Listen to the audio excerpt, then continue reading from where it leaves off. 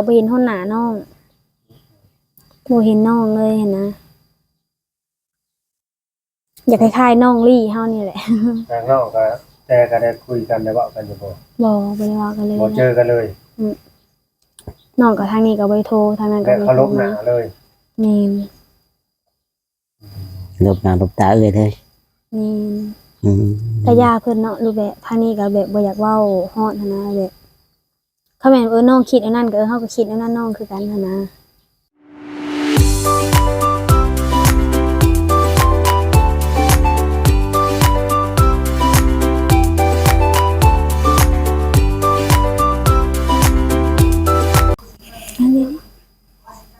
มิก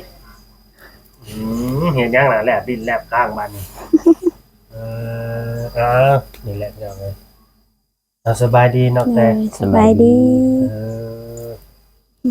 มามื้อนี้ก็มาอยู่กับน้องมิกแต่สิถามน้องมิกลูกสาวได้นี่ไหนน้องลูกสาวน้อยมิกเอื้อยไปทางใดแล้วเอื้อยอีกคนนึงน่ะไปตุกเด้ลูกไปตุ๊กเด้อยู่ไสไปตุกอยู่ไสไปตุ๊กอยู่ไสฮู้อยู่อยู่เฮือนไสบ้านหยังรู้จักจะบ่มันฉันน่ะโนนตันเพื่อนอยู่บ้านโนนชันบ่กินฮอดบ่กินฮอดได้บ่คิดว่าบ่เอ้ยนะบ่กินฮอดบ่แพงเอ้ยตุกเลยแพงอยู่บ่เอ้ยตุกน่ะเอ้ยตุกกับคนนี่แพงไผหลายกว่ากันแม่แต่ก็เอ้ยตุกจะแพงไผแพงไผบ่มีตอบไหม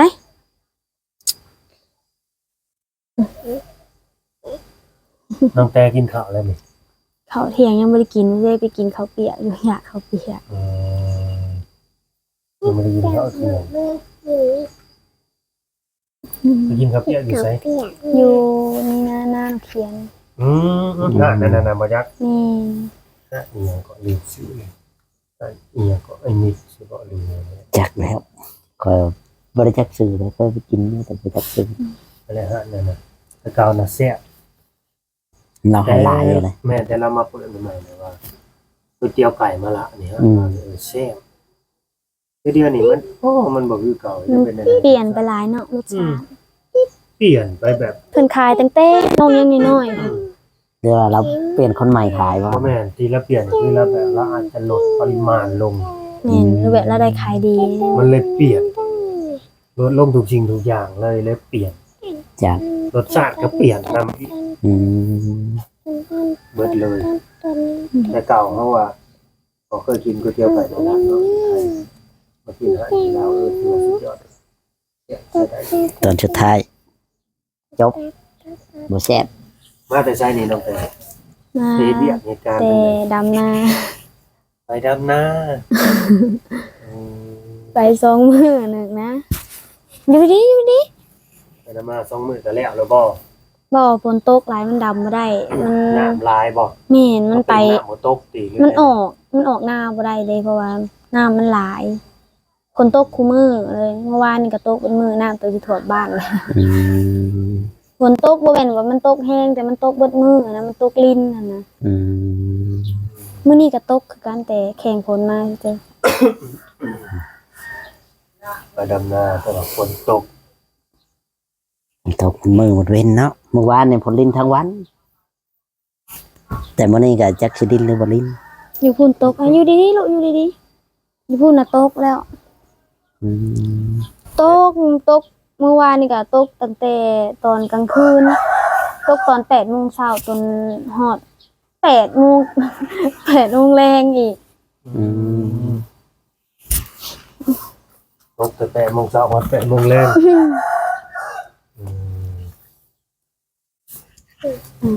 หลุดเนาะพอพายุเข้าเด้แต่ก็มันเบิดแล้วมันมีฮอด13 14 16 ปีมีฮอด16ติมีฮอด16ก็ยังบ่เบิดติซะมื้อนี้15หรือ14เบิ่งยังอีกหลายวัน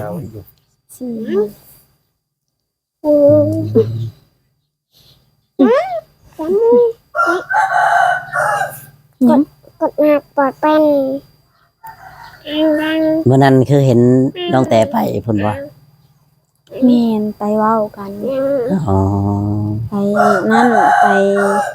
แวะซาบุญเพิ่นให้ไปหั้นนะให้ไปถาม เว่ากันจบแล้ว แม่นจบแล้ว เรียบร้อย บ่ดื้อบ่ดื้อ พาอยู่เฮือนใช่ตอนนี้ ไอ้ไล่แล้วก็ตุ๊กแล้วก็เอาไส้เพิ่นอยู่กัน3คนตี้ก็บ่ได้ฮู้เนาะก็ไปโทรหาเพิ่นเลย อืม โอ้อยู่กัน3คน อือหือ อยู่กันได้แบบ3คน อืมอยากแล้วเนาะ หรือว่าน้องตุ๊กกับอันน่ะเพิ่นก็ไปอยู่กันตุ๊กนะบ่ บ่ยายมาอยู่เฮือนเด้อตี้ อ๋อ ก็บ่ฮู้เนาะมื้อนั้นก็บ่เห็นฮ้อนหน้าน้องบ่เห็นน้องเลยหันนะอยากคล้ายๆน้องลี่เฮานี่แหละ ทางน้องก็แต่ก็ได้คุยกันได้เว้ากันอยู่บ่ บ่ได้เว้ากันเลย บ่เจอกันเลย น้องก็ทางนี้ก็บ่ได้โทรทางนั้นก็ แต่ บ่ เคาร โทร พห มา น้าเลย แม่น ลบหน้าลบตาเอ้ยเลย แม่น อืม แต่ย่าเพิ่นเนาะรูปแบบทางนี้ก็แบบบ่อยากเว้าฮอดหันนะแบบเขาแม่นน้องคิดอันนั้นก็เฮาก็คิดอันนั้นน้องคือกันหันนะแต่ย่า จินว่าเอ้ยน้องกันเชียเนาะอย่ามันเถอะมันผ่านกันมันผ่านไป อืม บ่ได้ มันจบแล้ว เนาะที่ เทิงเครียดเทิงให้เนาะมันก็ให้แล้วเนาะรูปแบบมันเป็นแบบนี้นะแบบก็แบบมันอยากให้แฮงเนาะแม่นรูปแบบมันบ่ได้คิดเลยว่าที่ว่าน้องเฮาสิ อ๋อ เฮ็ด เขา แบบ บ่ นี้ รู้ นะ จัก น้อง บ่ฮู้จักเฮาต้องคิดตีเพื่อเฮาสิเว้าหยัง ไปให้เขา แต่ตอนนี้ก็เครียดบ่แม่นว่าบ่เครียดเนาะก็เว้าตามตรงเนาะ ยังเครียดอยู่ เครียด เอาแล้วอย่าแล้วมันแล้วก็แล้วเถอะว่าเนาะแนวเจ้าของ ก็แม่นอยู่ที่ว่ามันแล้วก็มันแล้วรูปแบบมันคิดในใจนะ เป็นหยังน้องเฮาคือแบบคือพร้อมทั้งนั้นหลายกว่าทางนี้หั้นนะคิดแนวนั้นได้ มันก็แม่นอยู่ หน้าที่เฮาอยู่น้ำเอื้อยเฮาเนาะเอื้อยเฮาเลี้ยงมานะก็ต้องบ่เข้าข้างหลายเข้าข้างซะหน่อยเดียวนะอันนี้เพิ่นแห่งสิเป็นพยานให้แนวนี้หันนะ อืม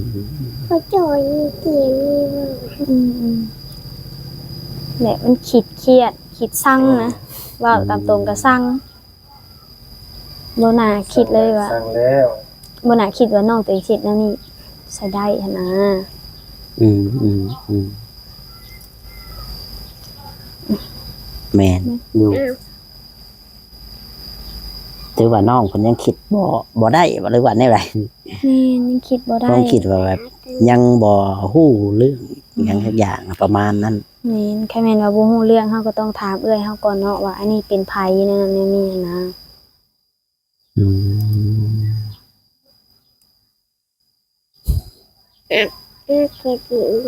ทีเฮ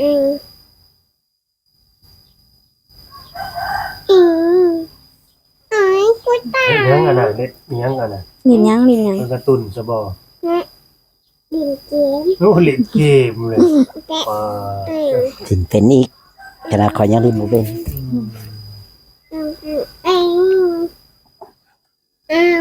เอาแล้วน้องแต่มีความคิดเห็นในได้ใส่ระหว่างน้องตุ๊กกับน้องเคยน้องนั่นแหละว่าน้องเคยบาดเนาะ ก็บ่แต่งแนวคิดเนาะก็ฮู้กันรู้ออกลิงก์ไว้ลิงก์ไกลแม่ไว้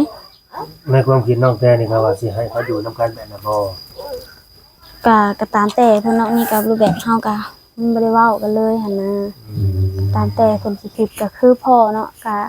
พ่อสิไปเร่งนะนี่นะก็สิไปเร่งอ่ะจักมันสิได้หรือบ่จักเขาสิรูปแบบสิอันนั้นหรือบ่นะก็เบิ่งคลิปตุ๊กอยู่เนาะว่าเพิ่นว่าเบาจิตบ่ไปถ่ายมันน่ะเพิ่นถามว่าขะดองจะสิเอาเท่าไหร่ แม่น เลยว่าเอาล้านหนึงก็พอในนี่หั่นนะรูปแบบคันคอก็ยังเลยหาล้านเลยคันคอนะ เออ เพิ่นสิเอาล้านหนึงนะบ่ต้องเอาซะแบบนั้นนะผู้ดีเสียหน้าเสียตาซื่อ อืมมันสิได้กินมันสิได้หยังอ่ะ แม่นสิได้ห แต่ ยั ดอง กละหนึ่ง ขะดองล้านหนึงเพิ่นว่าก็เบิ่งคลิปเพิ่นอยู่ดอกแต่เบิ่งบ่ได้จบดอก บัดผู้ใหญ่ผู้เตเพิ่นได้ไปนำได้จังได๋ ปันกันผู้ละ 2,000นั่นนี่บ่ เดี๋ยวสิถามมาเอาลูกหลานเว้ากันแบบจังได๋ซะโท ก็บ่ได้ไม่ก็กระดองล้านหนึงแล้วบ่เอาอีกแล้วก็คือน้องเว้าไปแบบบ่ฮู้หยัง บ่ฮู้นะน้องเพิ่นบ่ฮู้ บ่ฮู้หยังก็เฮาก็ต้องคิดเนาะหรือแบบเฮาบ่แม่นว่าเฮาเว้าอย่างนั้นหั่นนะ แล้วผู้ใหญ่หรือว่า FC ก็สิไปจริงจังกับคำเว้าของน้องตุ๊กบ่ได้เด้อพี่น้อง มันต้องสุดที่นำผู้รักผู้ใหญ่เป็นนำให้พ่อแม่นี่แหละ แม่นแม่พ่อแม่คือว่าผู้ใหญ่ผู้เตผู้เป็นเจ้าโคตรวงตา ก็คือว่าอีหยังก็เขาดองล้านหนึงท้องก็บ่เอาดอกคือว่านี่แหละอีหยังว่านี่แหละ ก็ ได้ยินไหม บ่ได้เบิ่งเฮานั้นเนาะมีก็เบิ่งแล้วแบบตัวทวิตเลยนะตัวที่เบาจิตหรือแบบเพิ่นเอาใส่หน้านะ สัตว์ว่า อเมนเอาช็อตเลยนะแบบพังที่ช็อตเลยว่ะเอาขะดองล้านหนึงนี่นะแล้วก็บ่ได้พังเลย อืม แล้วก็บ่ได้เข้าพังอีกบ่ได้เข้าเบิ่งอีกหันนะ แต่มีคนเอ่ออยากได้น้องแต่นี่นะไปเฮ็ดเวียกเฮ็ดงานนั่นนี่สิไปบ่น้องแต่ ไปอยู่ไทยบ่ อยู่ไทยก็ได้อยู่ลาวก็ดีนี่นะ ไปอยู่ไทยนี่น้องต้องได้เข้าใบสมุนครัวน้ำพอก่อนถ้าแม่นว่าไปไทยนะอันนี้ยังบ่ได้เข้าใบสมุนครัวอยู่ คิดว่าจะไปอยู่บ่ ก็อยากไปหากเรื่องเข้าใบสมุนครัวมันก็ตกเลยประมาณ 3,000 4,000เนี่ยนี่หั่นนะ อืม นั่นแหละมันก็เลยกะว่าสิหาเงินแถวลาวก่อนแล้วก็จังสิไปพุ่นหั่นนะ อืมคิดว่าหาแถวใดแถวลาว อีกว่าสิขึ้นเวียงเลยว่าจักสิได้ขึ้นหรือบ่อยากขึ้นเวียงอยากไปหาเฮ็ดเวียกอยู่เวียง ฟังเบิ่งก่อน นี่ อืม เขาแม่นว่าเฮ็ดแถวบ้านหั่นนี่มันไกลบ้านหั่นแล้วเฮาอยากมาเด้ แม่น ไกลนี่ตัวนี้ เขาแม่นแถวสวรรค์มีเป็นห้านเผอบ่ห้านหยังบ่นี่ก็สิไปคือกัน เป็นห้านเผอห้านหยังนี่นะ เป็นไผมาประกาศจะได้คนงานอยู่มันเดือนล้านห้าตัวนี้ อืม สิไว้บ่น้องแต่ ไว้เขาแม่นว่าห้านเผอได้ห้านอื่นก็บ่อยากไป อันอย่างอื่น ดือ เป็น ล้าห้า ดูแบบเป็นขายเครื่องบ่ในนำบ่อยากไป เป็นหยังขายบ่เป็นบ่ บ่อยากไปอยากไปรูปแบบไปขายเผอบ่เนี่ยมักไปอันนี้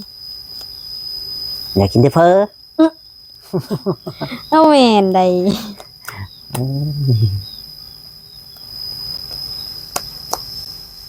เดือนล้านห้าก็สิตกอยู่ประมาณ 2,500 นี่แหละพี่น้อง กลับ แม่ ด้ น วย บ่ว่าจ้อย อืมประมาณ เดือน2,500โอ้ย แถวบ้านเฮาก็มีเท่านั้นแหละเงินเดือน คือเพิ่นว่าและบ้านเฮาก็สำบ้านเฮาเนาะ ไปปลูกอ้อย โอ้ยไปปลูกอ้อยบ่ ยังก็ว่าแต่ปลูก ยั ยัง ง ยังอ้อยยัง มันเลยไปแล้วเลยยังปลูกไว้แล้ว จักหน่อ มั ย นจะดำนาได้ป่ะเนาะ อืม แม่นดำนาจะรับจ้างบ่ อืม สิไปจ้างไผเนาะบ้านนี่ หลายโพด เดี๋ยวจะดำให้ดำนา แถวบ้านนี่เขาบ่ได้จ้างว่าสดหลาย บ่ฮู้ทางไปเดิเขาบ่ได้มาหาเดิจะสิไปดำนาซอยไผ ก็บ่ฮู้ว่าเนาะแต่มันอยู่บ้านก็จาก แม่น เลยบ่มีผู้มาหา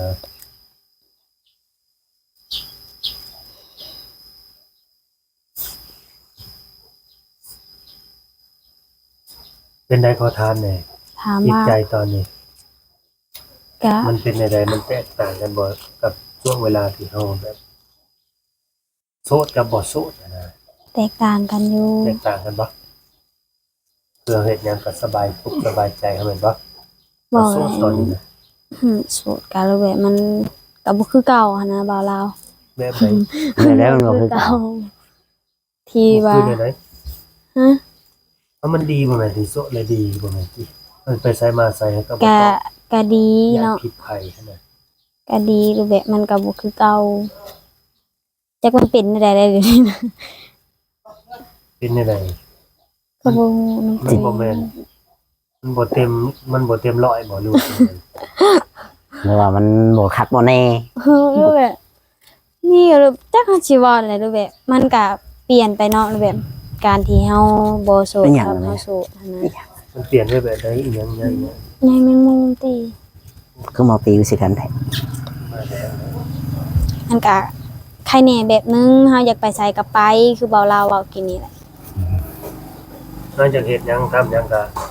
บ่มีผู้เว้าผู้ว่าให้เด้ซะ แม่นมันก็แนว คน นั้น โสด โสดก็ดีแบบนึงเบาลาวเอ้ย อืม โสดก็มีครูตัวได้ดี หึ โสดก็มีครูตัวได้ดี โสดก็มีครูบ่ อืม จักสิว่าแนวใด เอา มันก็ได้เบิดทั้งสองหั้นนะ อืม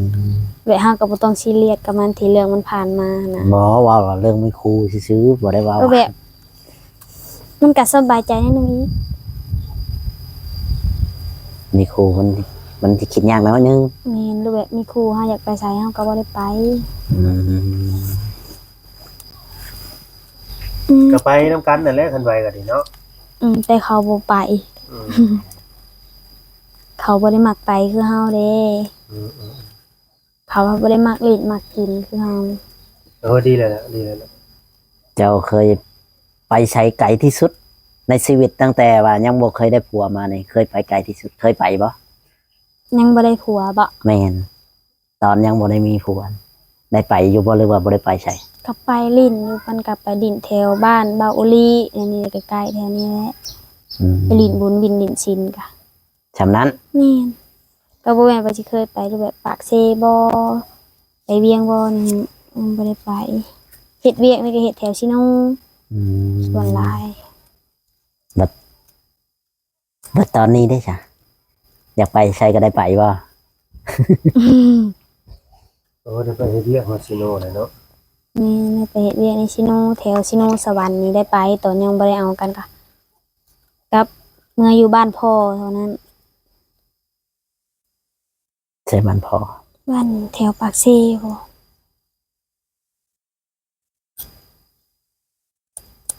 เนี่ยก็ได้ไปชำนั้นแล้ว อืม โนลาวนี่ได้ไปใช้ไกลที่สุดนี่ แต่ที่เนาะบ่าวลาวเนาะ ไปที่สุดบ่ แม่น ไปแล้วกรุงเทพ อืมไกลที่สุดคือบ้านนี่แหละเนาะ ไกลที่สุดติ ไปที่สุดก็กรุงเทพเลย ไปกรุงเทพกรุงไทยคูเมอร์นี่ก็มีต้องลงทะเบียนบ่แม่นบ่มันยังให้ไป บ่ได้ลงนะ อ้าว เอา บ่ บ่ ได้ ยากเอาบ่ยากลงทะเบียนเด้ บ่คูเมอร์นี่ไงเขาคือว่าให้ลงทะเบียนก่อน อืม เป็นจังซี่จำว่าลงบ่ผ่านก็บ่ได้ให้ไป มีบ้านก็ลงทะเบียนบ่เดียวนี่ อืม โยข่อยสิไปเที่ยวสิไปลงทะเบียนเนี่ยได้ก็ไปเลยทางใดก็ไปเลยเนาะ จักแหละบ่ฮู้คือกัน ชาวว่ามันไปยากนะข่อยก็บ่ฮู้คือกันได้ยินเขาเว้าแต่ว่าเฮาบ่ได้ไปเฮาก็บ่จักคือกัน เขาคือว่าบ่อยากให้คนลาวเฮาไปว่ะได้ยินเขาเว้าอยู่ได้นี่นะ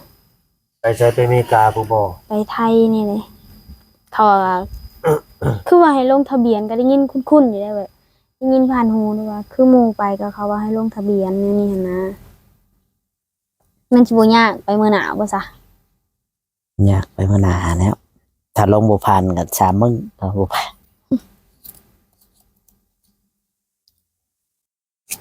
บ่เรากินข้าวเที่ยงแล้วซะ ยังแล้วก็กินข้าวเช้าวัน11:00 น ข้าวเช้าตอนว่าง11:00 น แม่นก็กินข้าวเช้าได้กินข้าวสวยแน่มื้อนี้เลยพันยาข้าวเที่ยง กินวางเฮาออกมานี่เนาะ เจ้าแล้ว สิเลี้ยงข้าว เจ้าเล่นเลี้ยงเฮาเนาะเอามีเงิน มันบ่ยากเลยขนาดนั้น ชีวิตจักเด้ คนนั้นบ่มีตัวตนเลย อืม อื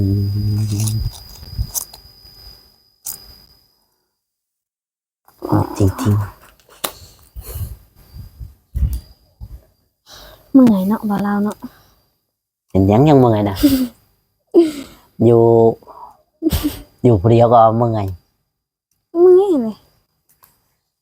อยู่คนเดียวก็อยู่2คนนี่ต้องได้เมื่อยกว่ากัน เมื่อยเบิดสองเลย เหมือนเป็นคนละแบบอีกเพราะว่า เมื่อยคนละแบบ เหนื่อยคือกัน คิดหลายแล้วก็เมื่อยได้ปวดหัวได้ คิดเรื่องไรเนี่ยนะ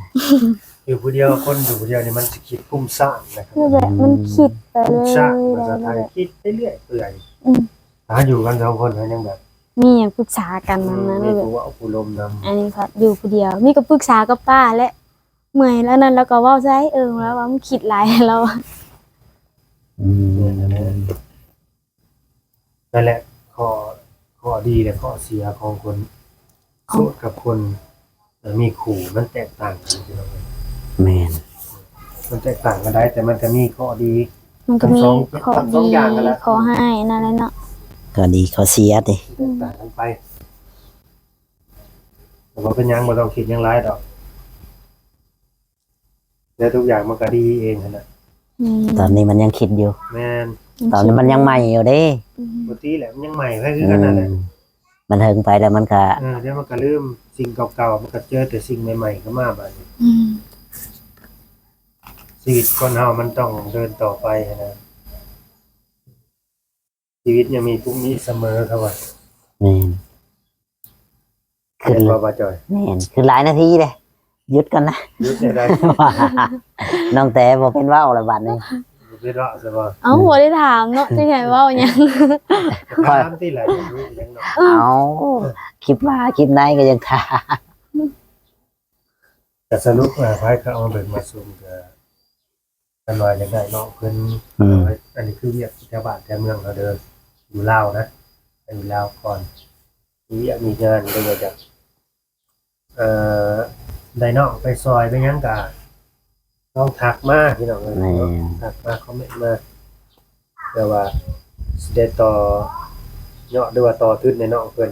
ต่อชีวิตบ้าง บ่แม่นต่อชีวิตต่อทุนนะ ต่อทุน หาเงินเฮ็ดบัตรเฮ็ดเบอร์นี่นะไปไทยเป็นจังได๋ เผื่อมีโอกาสเนาะอืม เอาเงินนี่แหละเลี้ยงน้องนี่แหละจุนเจือครอบครัวนี่แหละทั้งน้องทั้ง